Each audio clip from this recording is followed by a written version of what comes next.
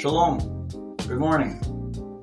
Have you ever thought about when the scriptural day starts and whether Genesis 1 is really saying it starts in the evening?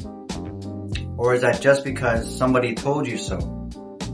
We want to make sure that we're really dissecting the scripture and not just going with the flow.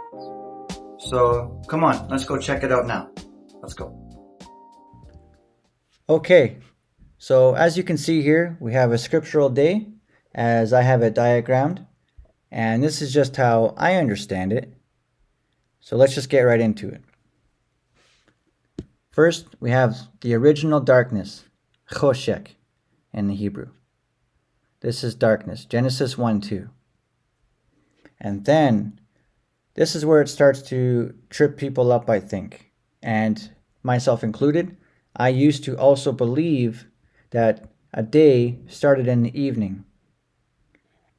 But now my understanding has changed a little bit. In Genesis 1:3, that is when the Creator, Yahuah, made the light. Okay, that's very important. We cannot forget that as we move forward in the text. And then in Genesis 4-5, he talks about separating the light from the darkness. And what does he separate the light from the darkness with? The evening and the morning. The evening and the morning, they are the dividers of the day and night. And so when we read in Genesis 1:5, he's saying there became evening and there came to be morning. One day, day one, Yom Echad. But is he saying he's starting the day in the evening? I don't think so. And so I would just encourage you, I would implore you to just consider looking at it from a different perspective. So let's get into it. I got some notes here. So first of all, the day. Genesis 1:5. And Elohim called the light day. So it's imperative that we always keep in mind that he defined what he considers a day. And you will see this very basic concept all throughout Scripture.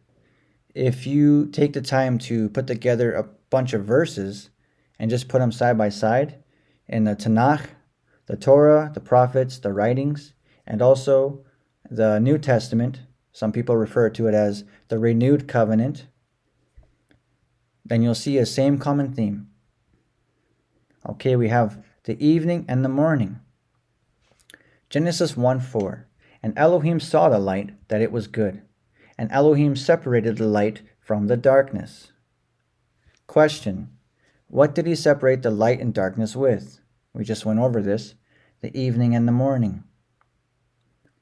Therefore, I personally do not believe that Yah starts a new day with either the evening or the morning, because they are what he uses to divide the day and the night.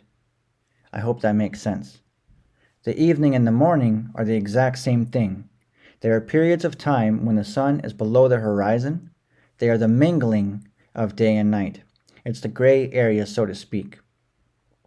So, when you have the evening and you have the morning, there's no real definitive marker other than the sun going down and coming up over the horizon. And so Yah is very clear with having a secure reference point from which to measure stuff. I believe he's very specific. Okay, when we get to the creating aspect, after Yah created the first day, he started to create stuff during the next 5 days.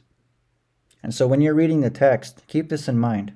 As you go through Genesis 1, starting on the second day, you will see that he was working during the day. And then the scripture says, and there came to be evening, and there came to be morning, the second day. That is what constituted as an entire day. He worked during the day, and there came to be evening, and there came to be morning. The second day was complete. The same is for the days 3, 4, and 5, and 6. So you can see that he is working only during what he calls the day, and the evening night, and morning belong to the day. And when the sun rises and is visible, then it's a very clear sign that a new day has begun. I know I'm emphasizing day, but I think it's very imperative that we understand what he defines as a day. Something from the New Testament, the Renewed Covenant writings. The Messiah himself says, Matthew 12:40, "For as Jonah was 3 days and 3 nights in the belly of the great fish, so will the Son of Man be 3 days and 3 nights in the heart of the earth." Messiah's statement is also consistent with Yah's definition of a day. He is differentiating between the day and the night. And when you go and look at the other scriptures where you have the workers in the field, they're working during the day, I don't think we find anywhere in scripture where Yah expects anyone to work during the night. And so it makes very little sense to me that he would start a new day at night, if that makes sense. So that's it for today's teaching. I hope you liked the video. I hope it helped. Feel free to contact me. The email will be in the description below, as well as the link for the PDF to download that.